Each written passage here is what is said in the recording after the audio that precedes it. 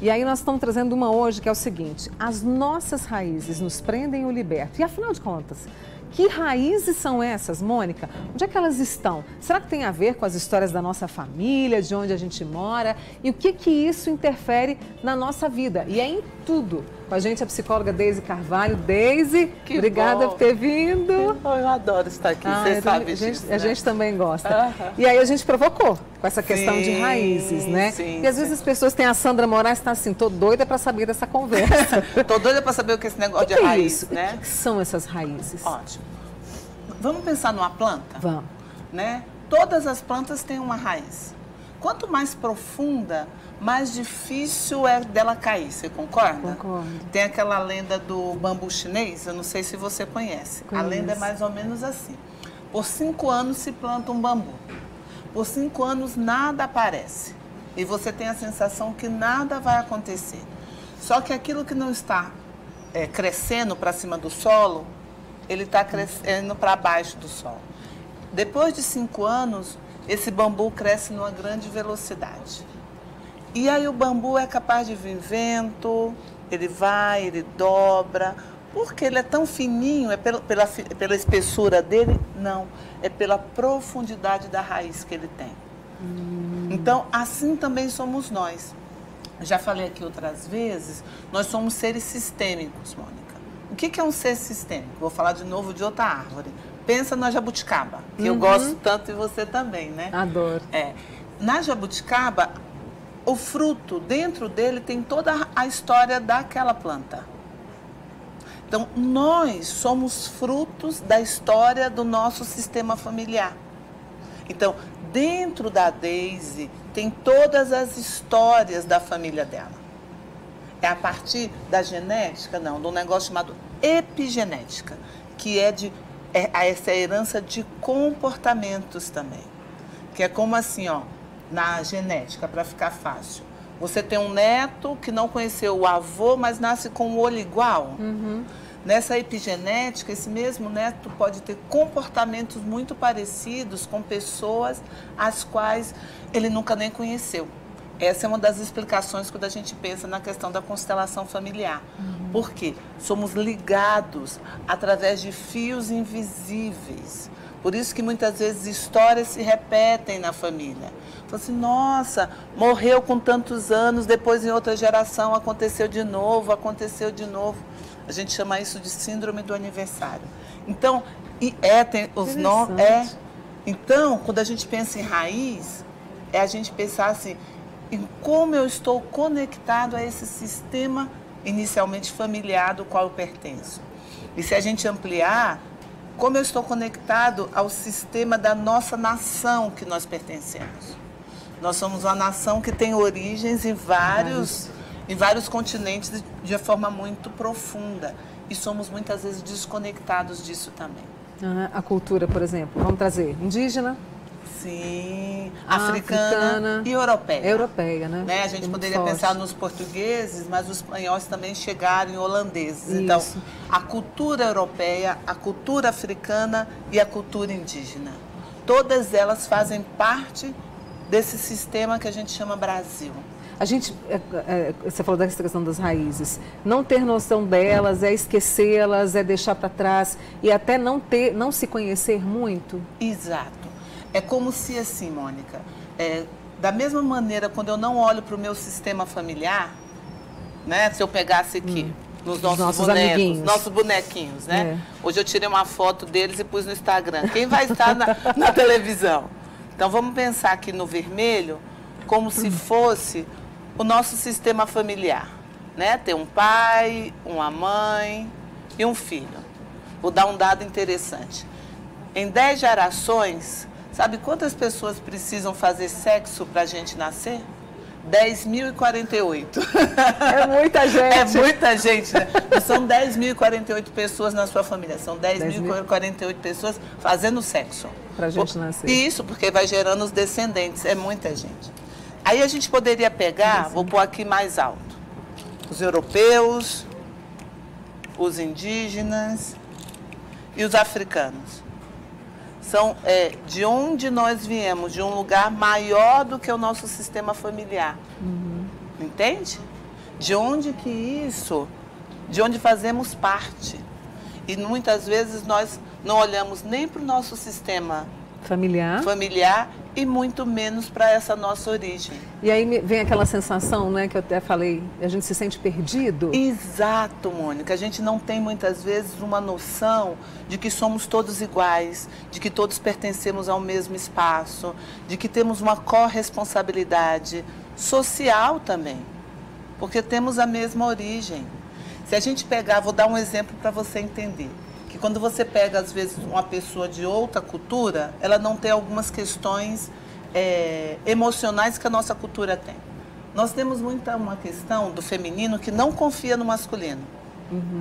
Ah, esse homem vai trair, vai abandonar, vai deixar, vai fazer mal. Isso não é tão comum na Europa.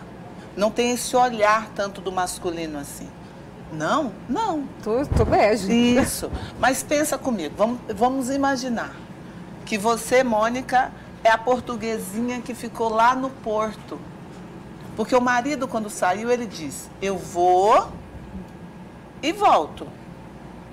Mas ela ficou lá esperando ele. Ou você é indígena, que você foi roubada. Eu sou bisneta de uma índia laçada. Então pensa, minha bisavó, isso mesmo, foi laçada. Meu bisavô achou bonito e levou para ele embora. No laço. Mas pensa o sentimento dessa índia, foi roubada da sua tribo. Qual é a sensação com os homens? Que eles não a protegeram. A mesma coisa pensando nas africanas. Ou foram trazidas à força e pensaram que, como eles não me protegeram? Ou foram abandonadas e esse homem nunca mais voltou. E elas não sabiam que eles tinham sido levados. Então é importante a gente olhar para isso e perceber o que isso tem reflexo como eu lido. E o que a gente precisa fazer? Incluir. Entender que dentro de mim, mesmo nós duas sendo distintas fisicamente, nós temos a nossa origem muito semelhante. Eu tenho um índio na minha família também. Agora tem que fazer as contas aqui. Acho que era tataravó, que era índia. Isso. Minha bisa era filha de escravos e minha outra bisa era loira do olho azul. Eu brinco, se você quiser uma brasileira, sou eu. É você, né? Mas entende? Isso são as origens. Então, olhar para a origem sistêmica da família e olhar essa origem mais ampla. E aí, como a gente trocou as nossas vivências aqui, é fazer isso, o ponto de partida é sentar lá na sua casa e saber quem foram os seus avós, bisavós e por aí vai. Isso, exatamente. E as histórias, né? Porque às vezes as famílias escondem. E dar espaço para isso. Porque o que acontece? Muitas vezes na família tem um negro. Não é dito, porque, meu avô era escurinho. Não, ele era negro. É ter orgulho de onde a gente veio. Então, a exclusão, porque na constelação nós trabalhamos basicamente 3 coisas. O pertencimento, que é isso que nós estamos falando hoje. Todos pertencem. Quando um não pertence, essa pessoa começa a representar toda essa história. Ou a história do meu sistema familiar. Todos têm um lugar. Todos, Daisy. Independente se foi ladrão, independente se foi assassino, independente se estuprou, todos têm um lugar no sistema. Isso é uma lei importantíssima. Hierarquia, a ordem de entrada no sistema. Esses entraram primeiro. Então, é aquela coisa do respeito aos mais velhos que a gente ouvia. Acho tão bonito né? isso. Não é respeitar, não significa fazer tudo que o mais velho quer. E a outra lei, que é a lei do equilíbrio, do dar e receber. Então, essas 3 leis, quando a gente consegue olhar para elas, a gente está olhando para as nossas raízes e se sentindo mais fincado e podendo ficar como o bambu. Que hora vai para cá, hora vai para lá, tem a flexibilidade, mas tem as suas raízes profundas. Nossa, que papo bom, hein? Não acabou, não. A Deise continua com a gente e a Leila Rezende dizendo justamente isso. Que papo mais gostoso. Dá um abraço na Deise, pode deixar que será dado. A gente vai fazer uma pausa. Se você tem alguma questão, né? Sim, pode mandar aqui pra gente, tá? É o 998971000. A gente está falando sobre as nossas raízes, a importância de olhar para trás, né? Para que a gente fique mais forte no nosso caminho, na nossa jornada. Vou fazer uma pausa e já volto. A gente está conversando, aliás, a conversa está boa hoje por aqui, que bom que você faz parte dela. E nós estamos trazendo para você a questão das nossas raízes familiares e as nossas raízes que a 2 e 3 trouxe para a gente desse vasto mundo. Isso, dessas origens. Que é como que a Vasti trouxe as duas histórias. Tem tudo a ver com o que a gente está falando. Tudo a ver. O negro que foi para o frio. E você viu que interessante, a gente não acredita, né? Mas lá não imaginavam-se que tinha negros. Então, pensa, era a mesma coisa do nosso europeu. A gente não tem uma noção que há 500, 600 anos atrás, ou até mesmo há pouco tempo atrás, alguns europeus nunca tinham visto um negro. Assim como em alguns lugares da África, nunca se viu um branco. Então, nós somos esse país onde estamos todos juntos. E no casamento da princesa, você viu que lindo? Ela casou como uma princesa inglesa, mas ela trouxe para a música de entrada dela a raiz do sul, né, dos Estados Unidos, aquele coral gospel, que faz toda essa integração com a raiz de quem ela é. Então, quando você me perguntou no outro, como fazemos isso? Eu não preciso me vestir de africana, mas eu preciso me lembrar que isso também faz parte da minha raiz. Eu posso ouvir uma música, eu posso comer uma comida, eu posso experimentar questões indígenas e perceber como isso reverbera dentro de mim. O Deise, a gente vai entrar numa questão delicada, eu vou trazer daqui a pouquinho a sua pergunta, os seus comentários. Esse reconhecimento e principalmente o respeito, né? Vamos trazer o casamento deles. Todo mundo ali respeitou. Isso poderia acabar com preconceito, com racismo? Eu diria que se a gente olha e entende que todos são iguais, que cada um tem a sua cultura e o seu valor, aí sim. O que é preconceito? É quando eu digo que o valor do verde ou branco é melhor do que o valor do indígena. Quando eu digo que o valor do indígena é melhor do que o do negro. Às vezes eu não conheço o que é aquela cultura. E aí eu não tenho um respeito. E respeitar, Mônica, esse é certo do jeito que é. Esse também e esse também. Se as minhas origens são certas como elas são, eu também sou certo do jeito que eu sou. Porque eu posso olhar para trás, é como fonte, né? Ficou bonito isso aqui, ó.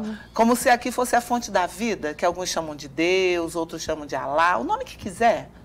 Porque a vida também não vem de pessoas, a vida vem de algo muito maior. Então, quando eu consigo olhar nessa perspectiva, pensa as flores como esse lugar de fonte desse Deus.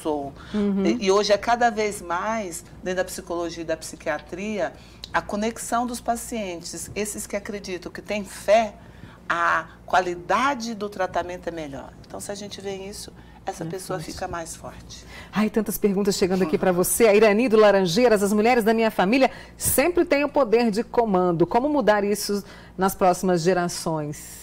Como é o nome dela? A Irani. Irani, antes de mudar nas próximas gerações, eu te faria um desafio. Como é mudar isso para você? Porque eu só consigo levar alguém aonde eu já fui. Então, se você quer mudar isso para suas filhas, suas netas, como seria para você confiar no masculino? Porque quando a gente não confia no homem, ele também se posiciona num lugar menor, como criança. E aí é como se a gente fizesse uma força para carregar o outro o tempo todo. Lembra da ordem do desequilíbrio que eu brinquei, que eu falei para você? Eu vou lá e fico segurando. Aí o outro também não gosta dessa posição. Aí vai achar uma relação que possa ter uma relação mais de equilíbrio e de troca, que seria a relação de homem e mulher. Talvez, Irani, aconteceu algo com alguma mulher, lembra dessas histórias que eu disse que são maiores, e que talvez as mulheres fiquem representando essa dor dessa mulher anterior, e que a gente não sabe quem é. Então, um bom trabalho é a constelação, mas você pode começar a trabalhar isso em você mesmo. Como seria confiar no masculino? Segui-lo. Bom. Mônica, o pai do meu filho foi abandonado quando criança e, por incrível que pareça, ele fez o mesmo com o meu filho. Olha as histórias repetidas. Exato. Quero saber se isso pode repetir. E eu, como mãe, posso fazer alguma coisa para que meu filho não faça o mesmo? Nossa, pode. Forte Ótimo. Isso, hein? Lindo essa. Lindo. O que acontece? Vou pegar aqui outro bonequinho. Quando a gente nasce de uma mãe, todo mundo, você concorda comigo? Mas depois, eu preciso ir para onde? Para o pai. Então, tem um movimento aqui. Peraí, caiu. Um menino, ele precisa nascer e ir para a mãe, da mãe. Ele vai para o pai e ele tem que permanecer no pai. E ficar ligado ao masculino. O que nós, mães, muitas vezes fazemos? Capturamos os filhos para serem nossos. Seu pai não é bom, seu pai não presta. Então, essa criança não fica vinculada ao masculino. Provavelmente, o pai desse garoto tem uma dificuldade com o masculino dele. O que essa mãe pode fazer? Dar autorização a seu filho para ir para o pai. Não falar mal do pai. Lembrar as qualidades, o que fez eles dois ficarem juntos, porque a gente casa... Porque tem um monte de qualidade, né? Assim, eu chego, conto para minha amiga, o fulano é maravilhoso. Aí depois que a gente separa, a gente só fala as coisas ruins. Só que essa criança é fruto dos dois lados. E esse menino, ele precisa nascer da mãe e ir para o pai, para ele se tornar um homem. E se tornar um homem na sua plenitude, no aspecto de os papéis masculinos. Isso nós não estamos falando de orientação sexual, nós estamos falando de lugar no mundo. Para isso, essa origem desse menino precisa ser respeitada. E o que nós, mães, fazemos é alienação parental, muitas vezes. Falando mal, dizendo que você vai ficar parecido com seu pai se você fizer isso. O que que o menino faz? Se afasta. E aí? Isso.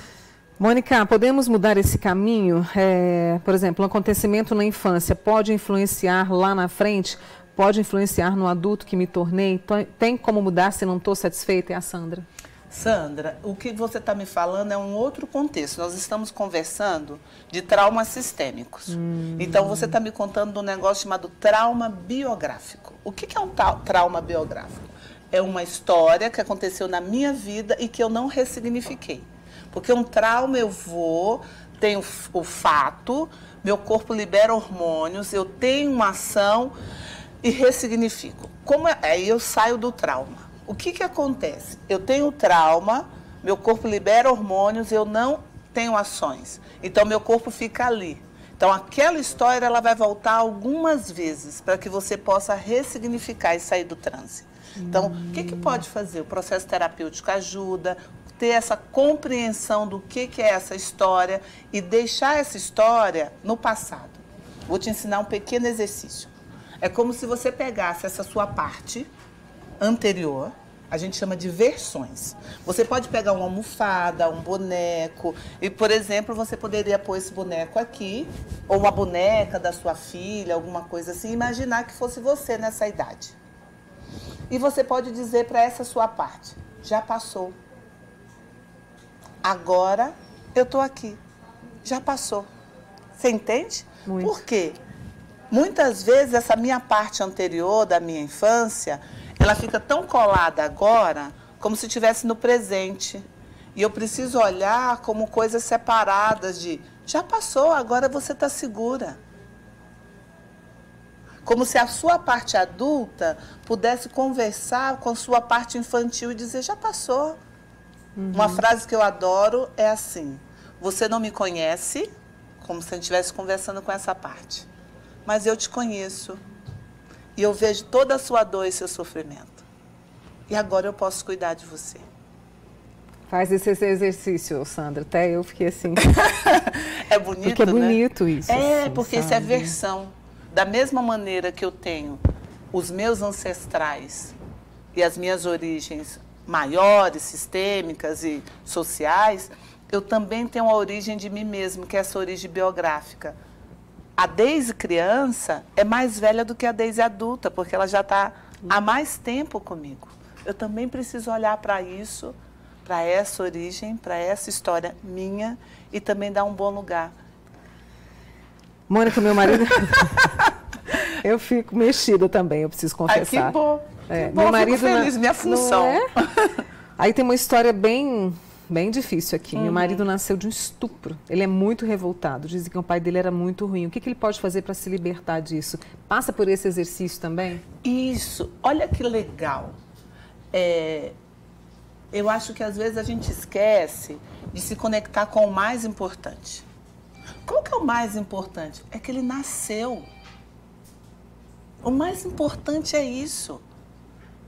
Se a vida vem de um lugar que eu não sei onde é, nós estamos olhando para as flores, existe um motivo, eu não sei qual é o motivo. Mas foi um movimento que a vida fez para que ele nascesse. O que acontece? Às vezes a gente não recebe a vida com tal força e com tal plenitude que a gente fica questionando como a vida veio. Ela veio, foi isso, aconteceu. O que pode ser feito agora? Nada. O que é possível para esse homem fazer? Olhar para a vida que ele recebeu e usufruir. Eu tenho um caso lindíssimo de uma moça que foi assim, hoje ela está brilhando. Por quê? Porque ela toma a vida e faz o melhor possível da vida. Por que foi dessa maneira? Eu não sei. E deixa com esse pai e com essa mãe a história deles. Não carrega essa história. Essa história é deles. Então, eu não sei por qual motivo. A questão é o que você faz com isso. Não por que isso aconteceu. Eu não sou Deus, você também não é, ou uma força maior para ter um motivo. A questão é isso. Quer ver um caso interessante? Que às vezes chegam nessa dor, que fala assim, minha mãe quase me abortou. Aí eu sempre brinco, eu uso uma frase do Hering e falo, então ela não teve sucesso, né? Então ela não teve competência. Porque é mais importante o quê?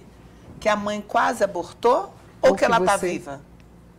Ah, eu nasci de um estupro. Ok, mas o que é mais importante? O estupro? Ou a sua vida? Ou a vida que você tem? E às vezes a gente não para ver isso. E fica preso no trauma. Lembra quando eu expliquei do trauma? Isso. Eu vou...